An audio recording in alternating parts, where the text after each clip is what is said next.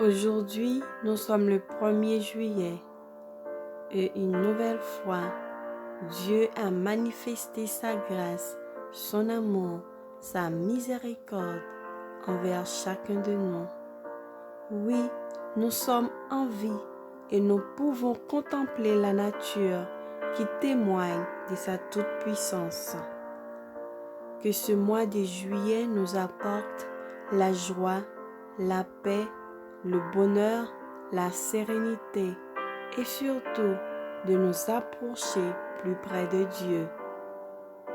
La méditation a pour titre Jésus, un exemple de relation sociale. 3 jours après, il y eut des noces à Cana en Galilée. La mère de Jésus était là et Jésus fut aussi invité aux noces avec ses disciples. Jean 2, versets 1 et 2. Un mariage devrait avoir lieu à Cana, en Galilée. Les intéressés étaient les parents de Joseph et de Marie. Le Christ savait qu'il y aurait une réunion de famille et que de nombreuses personnalités y seraient présentes. Aussi, en compagnie des disciples qui venaient de se joindre à lui, se dirigea-t-il vers Cana.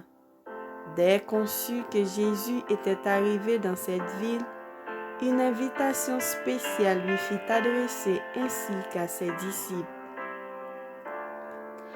Il s'était joint aux personnes de toutes conditions participant à ce festin et, bien qu'aucune ombre de mondanité n'ait terni sa conduite, il avait cependant approuvé cette réunion par sa présence.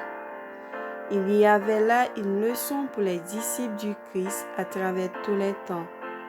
Ils ne doivent pas s'exclure de la société, ni renoncer aux relations sociales, ni se séparer volontairement de leurs semblables. Pour atteindre toutes les classes, nous devons les rencontrer à l'endroit où elles se trouvent, car elles nous chercheront rarement de leur propre chef. Ce n'est pas seulement du haut de la chair que les hommes et les femmes sont touchés par la vérité. Le Christ éveillait l'intérêt des hommes en allant parmi eux afin de leur faire du bien. Il leur cherchait au milieu de leurs activités quotidiennes et il leur témoignait un intérêt sincère dans leurs occupations habituelles. Il allait dans chaque demeure délivrer son message et il plaçait sous l'influence de la divine présence les familles tout entières qu'il enseignait dans leur propre foyer. Jésus censurait l'intempérance, les dérèglements et cependant il était sociable. Il acceptait aussi bien de partager le repas des nobles et des grands que celui des pauvres et des affligés. Il ne tolérait aucune scène de débauche ou d'orgie, mais il était content de participer au plaisir innocent.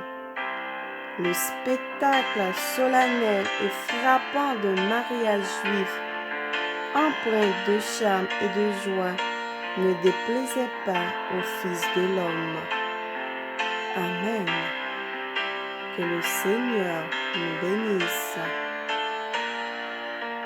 À bientôt.